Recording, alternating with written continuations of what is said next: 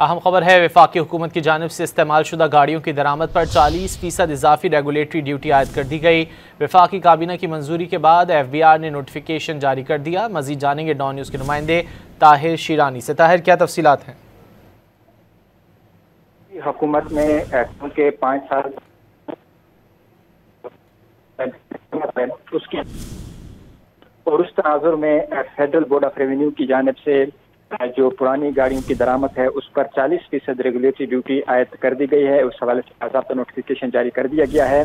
یہ regulatory duty پہلے سے عائد ڈیوٹی کے علاوہ ہوگی اور 30 جون 2026 تک یہ ریگولیٹری ڈیوٹی عائد رہے گی، اور اس کے بعد ہر سال اس میں 10% کمی جائے گی اور 2029 تک جو ریگولیٹری ڈیوٹی ہے اس کو صفر کر دیا جائے گا۔ وفاقی حکومت نے کمرشل بنیادوں پر پہلے مرحلے میں 5 سال پرانے استعمال شدہ گاڑیوں کی درآمد کی اجازت دی ہے، اور اس کے بعد آئندہ سال 30 جون کے بعد جو 5 سال سے پرانی گاڑیوں کی عمر کی حد ہے وہ ختم کر دی جائے گی۔ اور اس حوالے سے فیڈرل بورڈ آف ریونیو نے وفاقی حکومت کے فیصلے پر عمل درآمد کرتے ہوئے ریگولیٹری ڈیوٹی کا نوٹیفیکیشن جاری کیا ہے۔ طاہر شیرانی، بہت شکریہ ان تفصیلات کے لیے۔